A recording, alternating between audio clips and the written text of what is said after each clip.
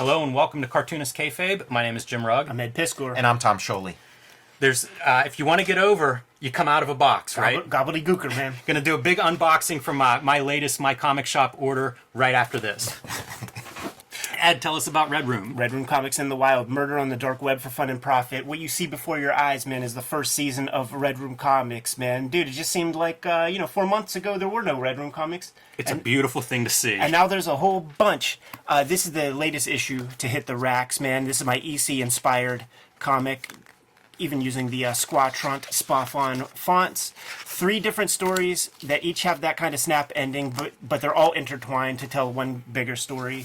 This is the reprint of issue number 1 because the Kayfabe community showed up in such a big way to go grab that first issue the first time around, man. So go get yourself a copy of the reprint if you didn't get your hands on it. I really love seeing that. That's a nice piece. Yeah, thanks a lot. Or go to my Patreon, patreon.com/Ed Piskor. This is the free Comic Book Day comic. I have a PDF of that available completely for free on the Patreon.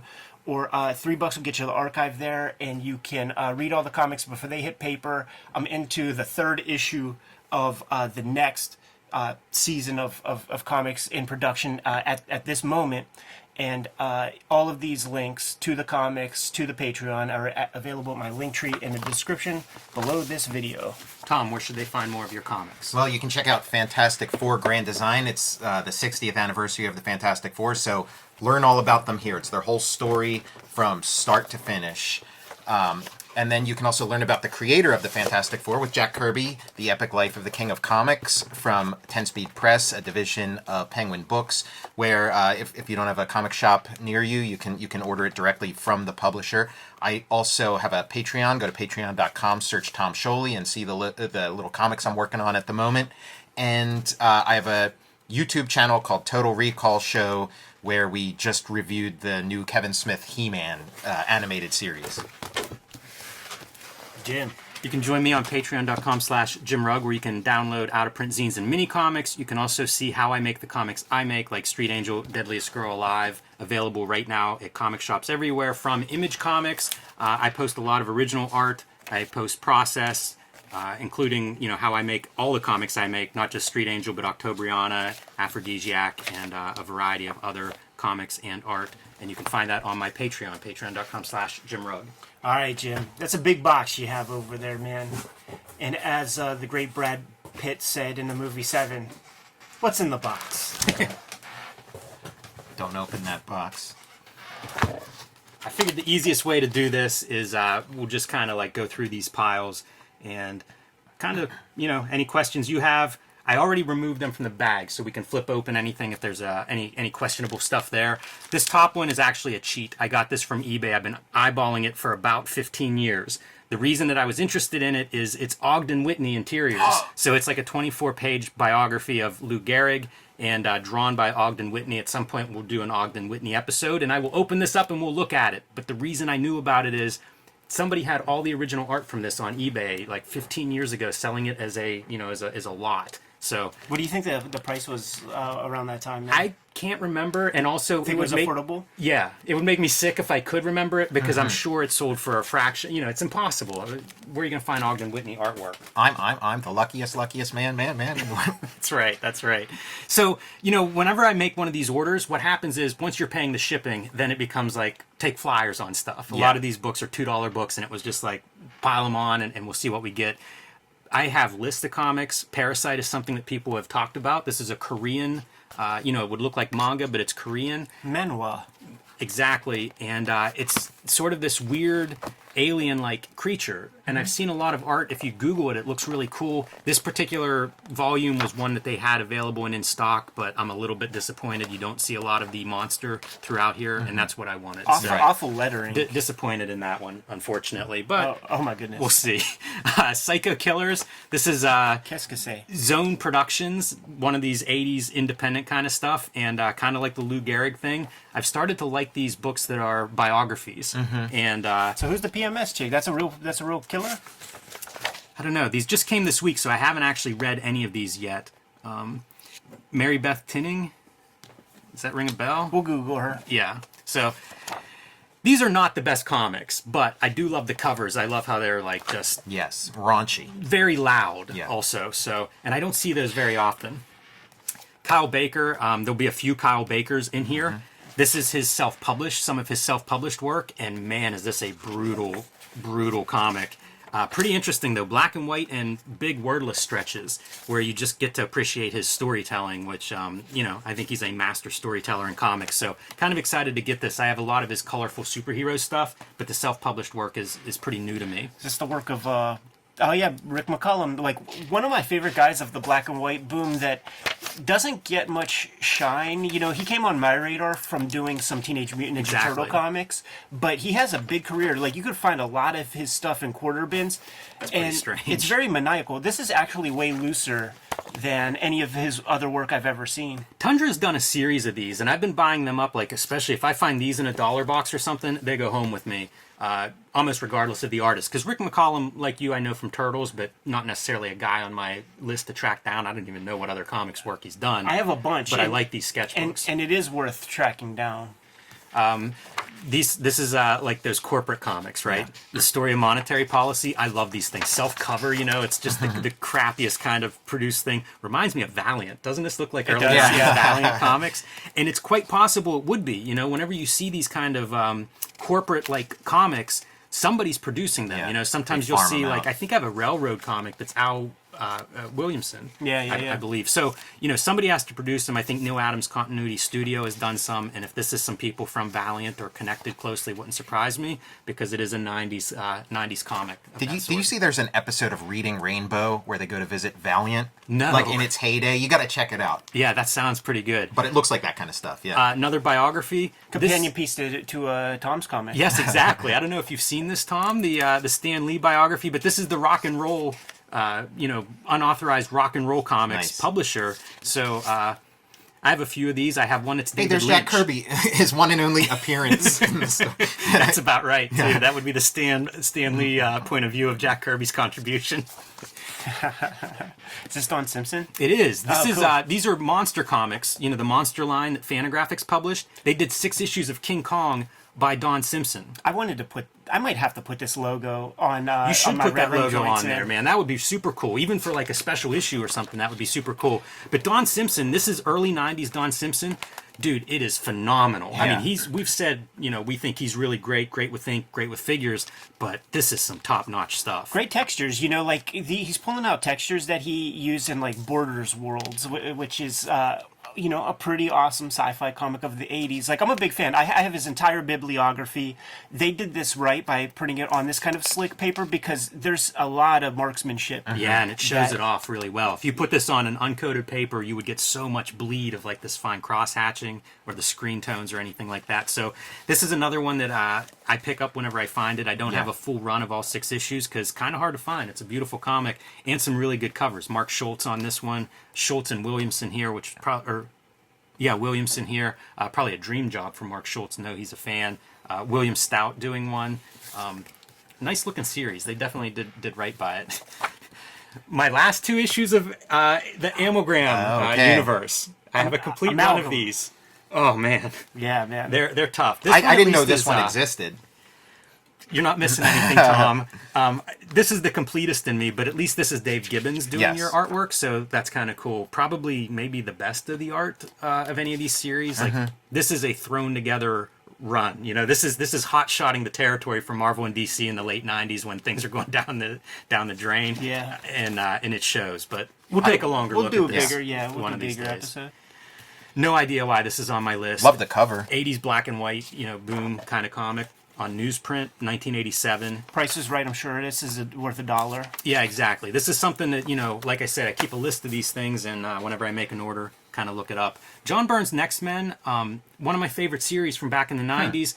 IDW and John Byrne did new issues. I think they did about 9 or 13 issues or something. I have some of them, not all of them. This was one I was missing, so I don't know if I'll actually do a Next Men reread or not, but I am kind of curious. And the weird part is, I think this is the first issue that IDW launches. There's nothing in this book about Next Men or picking up where it left off or what the heck this is. It's just, you're just in. Like, literally not a word written to give you any context, what's come before. We'll see. Usagi Yojimbo. This Can't is go wrong with that. exactly, and I mean, this is one of their like omnibuses. I think this was like $12 or $15. So I have been trying to track down all of the Grass Cutter story. You know, one of his most famous stories, most celebrated stories. I have a few of the issues. They get hard to find. That was early in the run, so whenever they had this listed at a discount, I was like, yeah, that seems like a worthwhile way to read some comics. And somebody I wouldn't mind looking at more of his work Absolutely. on this channel. I mean, I was thinking about getting him for a shoot. Yeah, that would be fantastic. I mean, one of the great cartoonists in America. So, John Fury in Japan, Alex Toth. This is colored and put together by these Australian cartoonists. Those Australian guys should get kicked out of comics. Yeah, I've never seen Toth colored like this, and it doesn't seem very Tothian. It doesn't seem very disciplined or restrained. And one of the great letterers in comics, and the lettering sucks a dick. Well, some of it's his. Yeah, but But some of it is not. This is his old Army newspaper comic. And then I think this may be his last interview. This interview was conducted just days before he passed. So some value in that. And I have a story about this that I don't know whether to tell on the air or not, but I'll tell it and you guys can decide if I should cut it out or not. Keep it. There's a phone number in here of the guy who colored it. And I know someone who called that number and was like, Alex Toth would be rolling over in his grave. I was looking at this. I was literally the guy thinking called him that. back. It was like, whenever I find you, I'm going to beat your face in. Because it's this Australian guy. So you get, Right, Crocodile yeah. Dundee on there being like, at some point. It was a prison island. But that's one that's been on my list forever. So again, happy to look at it. Not necessarily the best overall, but kind of interesting. Outlaw Comics here, baby. Eric Talbot. Yeah, how about this? Does it have the two-page love it. spread, man? I've been closing in on trying to get my Turtles run together, Yeah. and I think I'm missing 2 issues now at this point. And had to pick this one up. Anytime I can fill in a gap for a reasonable price, it's going to happen. Beautiful. Look at that shit. I love that spatter, man. I love the choreography on the fights. Yes. The duo shade, it's amazing. This is the mythic one that the kids were talking about in school when I was a little, where Shredder gets his head cut off. The pornographic Turtles comic. Yeah. Totally. So cool. Yeah, this is height of this. Yeah, stuff. that's awesome. We'll do the Return to New York story. This is more Korean comics. I've picked up issues 1 and 3 from Quarter Bins. This is another one like Parasite, where somebody recommended, check out the island, and I've been happy with the 2 issues that I've seen. It's a bit of a violent monster kind of story, and of course, well, you can see some of the aftermath there, but there's some really cool stuff throughout this. Good looking comics and borderline outlaw at times in this. Of course, Looks a little not like fond Death of Note. that. Sure, yeah, the Korean comic scene. I have a feeling there's some good stuff there. I've read like Korean comics, horror comics online, web comics that are fantastic and really disturbing. I think Old Boy was a comic first. Yeah, definitely And was. I think that's Korean. That's kind of neat. Different drawing style Like embedded it. in there. So, after talking to Is that cherry whatever? yes, yeah, this is the one that got everybody in trouble. A Taste of Cherry. Taste of Cherry, yeah. Co-written yeah. by Hart Fisher. Guess we can look at that while we're here, right? Hey, man. I was curious. I couldn't find anything online. Yeah, so this is Danzig's publishing company, Verotica, and this was like their anthology. They'd run a couple of stories in there. About 15 issues of this, I think, were published. You can see that 90s coloring style coming through very clearly. Yeah, like early early in my career, I remember somebody giving me the advice, you got to get in touch with Danzig. You got to do some comics with Danzig. I didn't follow up on that tip. That hot tip. That was an opportunity, though, man. There were submission guidelines and everything. Like, I sent stuff that way. I've been grabbing these. Yeah. This is something you can find in back issue bins and dollar bins and different places if you're lucky, and they're nice, man. We're going to do a Bucky O'Hare, like, once we get all the chapters together. Yeah, there's a Neil Adams, the Frankenstein, Dracula, werewolf stuff runs through these 2 issues. I don't know if it runs through all, like the whole run. I think there's about 9 issues total, but you get to see his wild coloring on this coated paper at a time when this kind of coloring, like nothing would have looked like this in the States. And then Michael Golden doing Bucky O'Hare, Larry Hammond and Michael Golden. Yeah. Bucky! Captain Bucky O'Hare! More of the Kyle Baker I was talking Yeah. about, his Dick Tracy adaptation. I lost the trade paperback of this to water damage. picked these up for, like $2, whatever the minimum cost of comics on my comic shop is. That's what these are selling for, and like that's another one. I just love the coloring in these things. Talk about bright, saturated colors. It came out in several different ways, man. yeah. I have a stapled version of the last 2 issues. Oh wow! Yeah. I don't know if yeah, you know what? I think it was even listed that way actually on their site, and the price was such that it didn't make any difference. So I just grabbed the. I should have grabbed one of the stapled ones. That would have been cool. Lobo Roadrunner and Kelly Jones on the art. Oh, cool. And this is Grant Morrison writing it? No, Or a it's different Morrison? Bill Morrison. Okay. But it's it's Kelly Jones, and I Wow. figured give it That's a look. fun. I've picked up a few of his Batman comics. There's one with Killer Croc where it's like I have that one. I want to say like a Ben Mara that's not really accurate, but it's such an action figure version of Killer Croc. It's amazing. It's really good looking stuff. So I'm a fan of Kelly Jones and Lobo, and why not? This is one that I want to do on the show. Ed. Is this the pencil? No, it's not penciled, but he's writing, Adam Warren writing and drawing this. I have issue 9, so that's why you don't see it in this pile. But this is him doing like a kung fu movie, basically. Grunge, they come out of a movie marathon, and Grunge basically pitches his idea for this kung fu movie, and it's using the cast of Gen 13, of course. Adam Warren is a real drawer, man. I think at that hand. I think to this day, like if you go to his Instagram, like you just see him doing life drawing and lighting exercises and stuff like that. He's not faking.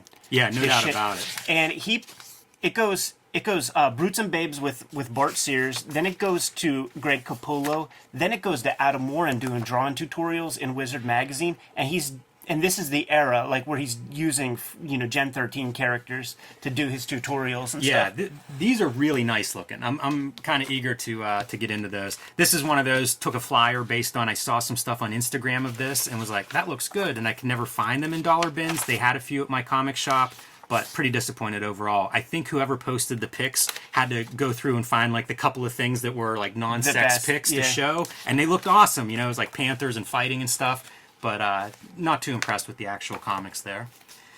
No idea how this got on my list, but this is like one of those corporate comics. Yeah. They used to do this all the time, and this is a promotion for some kind of drink supplement. This in a pack. okay. I thought it was cigarettes. Yes, I thought it was Yeah, in a pack. but the artwork, Bob Powell doing your artwork. Okay. So one of the great artists out of that golden age era, especially for sci-fi. And this was another one that was like $2, and it was on the list, so thought I'd give it a shot. Talk about effort for what? a Yeah. Kool-Aid commercial of a comic. Might had some ducats to throw around, man. That's true too. This is probably coming from like an advertising avenue. Yeah, an advertising budget. Madison Ave, baby. So if you're They got used to real doing money. comics for almost no page rate, it probably looked pretty good when that showed up. This is your typical black, one of the black and white comics that I just haven't been able to find. Shitty font. And There wanted it to is. give it a shot. Yeah, 1995. You can date this stuff with some of these when these fonts enter the comic creator lexicon. Because this would also be the paste up era of lettering. Yes. Where that would be printed print it out up and then yeah. glued down. Some fun shit though, man. You know, Yeah. like some of the action stuff in here, pretty good stuff. Another one of the Tundra sketchbooks. More Eric Talbot gimmick. Yes, exactly. This Love is this guy's stuff. his collaboration on Melting Pot with Kevin Eastman is what you're getting out of this. So Eastman and Talbot, and Eastman really went all out production-wise. Part of what makes these sketchbooks such a fun thing to find, like some of them are in color, but reproductions and stuff are all top notch. See our video, man, how to lose $14 million in 2 years Yes, as a comic publisher. color sprinkled in. These are weird too, and I do find these now and then, like in dollar boxes, which is always nice. That's awesome. It's fun seeing anything Eric Talbot is worth tracking down. He's there's not much. Matt Wagner in the news this week, of course, for his Grendel being optioned by Netflix. And then I saw the follow-up is that the Grendel back issue prices going through the roof, on eBay and stuff. Pretty funny. I'm missing, I think, one issue now of Mage, so that's what this was, filling in 2 issues, 2 of the 3 that I was missing. Are any of these inked by Sam Keith? Because that might be worth showing. I don't look like it. Yeah, I don't see his. You get a letter of credit, but otherwise it's Matt Wagner. And these are another of those comics, like 80s color. No other comics look like these things. Yeah, man, he's using the marker, like air compressor thing, Yes. shooting ink. This is one that I had, got rid of, and then rebought, and I buy the cheapest ones on there, and boy did I pay for it with this one. Like, the binding's just falling apart. You can see it's taped together. But Arkham Asylum, you know, Grant Morrison and Dave McKean, this is another one that I bought pretty much for the show. Like, this is one I expect us to read at some point. I got one in reserve, ready to go. Look at that, dude. It's a photograph. Yeah, you know, like he would build these things, right? It's coming right out of like a Sandman cover or something, where he's like building models and putting stuff together. Pretty interesting storytellers, Grant Morrison and Dave McKean in the early 90s teaming up. Yeah, I want to do There's this. a lot to talk I want about to do there. cages. Like, very little Dave McKean chatter on this channel so far. Yeah, not enough. Nah. Definitely not enough. A nice looking book, though. Oh, boy, are we getting some Ugly Family in these? No Ugly Family, but there is a Dan Klaus. So I've gotten lucky and found some crack magazines from this era that are the Dan Klaus issues, and so now I'm trying to buy up, you know, as many of those as I can Yeah, that find. looks like Klaus. See it right there, man. It's really Stosh Gillespie, though. Yes, right. Yeah, Stosh Gillespie, and I think Eel O'Brien on your text. Yeah. Yeah. Oh, you're right there? Oh, perfect. Yeah, and you know, you can see Klaus, man. I'd like to do a shoot with him and talk about style. Yeah. Because the very first comics of his I have, they don't show this style, and then it shows up early. You know, like the very next stuff he's doing, where it's almost like... There's the Ugly Family. I wonder if it's a commercial... You know, like it's a commercial choice that he makes. But you see it here, and I love this kind of stuff. Like, that lettering is so great, where he's drawing on the lettering and everything. It's so weird, too, to think, like, you can find him in... A couple of years of Cracked magazines. Like, he's probably got 20 appearances or so stretched out. A lot of it's Ugly Family, and that stuff's good, but even these like little 2-pagers are pretty fun. There's Ditko in Cracked magazine. Killjoy will show up. It's amazing who's in. John Severin's in a lot of these, and you know, he's really bringing it. Bill Ray. Yeah. And then a comic scene. Oh, go ahead. I was just going to say, like, this is the era also that, like, Don Martin... you know, turned heel and showed up in Crack magazine. That's a Severin cover, as a matter of fact. So there's some nice stuff in Crack. Severin stays with Crack. Yeah. We talked about an old issue of Crack that I believe was like one of my first comic purchases. Before I was buying Predator. comics, I Well, would buy Crack. I mean, magazine. I definitely started with Cracked before I moved up to Mad. You know? You weren't ready yet. You I wasn't, Kind of yeah. got to get into it. And then comic scene, we did one on here. This was an episode I had as a kid. This is the Barry Windsor Smith Wolverine. There's a Akira article in this one, so pretty good issue. Yeah. If you know, if we want to get into more of these, this would Rock probably be here. the next issue that I would recommend. A lot of good that was Dave material in this one. Stevens. Yeah, Rest in Dave peace, Stevens. Valiant, just starting out. You know, like the very early launch of the Valiant universe. Look at that stuff. And in then black Barry and white. Windsor Smith. Let's get that artist edition. Yes, it can't come soon enough. But this is a really fun article because I had no idea. This was my first touch Right. of Barry Windsor Smith, Yeah. the first Weapon X exposure. And like, you read this interview and it's just like, holy shit, like he's a madman talking about this thing. Really eye-opening. And then that artwork, of course. And how about some Neil Gaiman? So, good issue. There's a lot in here to cover. Probably something we'll take a look at. So, that's it. That's my most recent My Comic Shop order. Retail therapy, man. Exactly. Not a bad haul, man. Not a bad haul. There's some good stuff in there. So much of this stuff, like, I'll hear about it and want to look, and if you want to see it, like, you just got to find it somewhere, you know? Yeah. It's a lot of this stuff, it's not online, or at least I can't find it anywhere, and it's not covered very much. So if it's on my list long enough, and whenever I actually do my order, pile it up. You know, shipping's kind of the same for 5 or 10 comics, so add a couple extras in there. Yeah, super fun. Kayfabers, like, follow, subscribe to the YouTube channel, hit the bell. We'll notify you when new vids are available. What's out there, Jimmy? Patreon.com/JimRugg. You can download out-of-print zines and mini comics of mine. You can see original art, scripts, process, pencils, how I make the comics I make on Patreon.com/JimRugg. Check out Jack Kirby, The Epic Life of the King of Comics. Check out Fantastic Four Grand Design. And check out my YouTube channel, Total Recall Show. Red Room Comics in the Wild, the first season of issues is complete and out on the stands right now. 4 issues of the Antisocial Network. Get them at your local comic shop or get them directly from Fantagraphics. They're going quick, though, so get them while they're hot. You could also hit up my Patreon, patreon.com/EdPiskor. $3 get you the archive there. The free Comic Book Day comic is for free on my Patreon, and you could get access to these comics right away. Subscribe to the Cartoonist Kayfabe e-newsletter at the links below this video. You can also find Cartoonist Kayfabe t-shirts and merchandise at the links below this video. Give them those marching orders, Jimmy, so we could be on our way. Read more comics.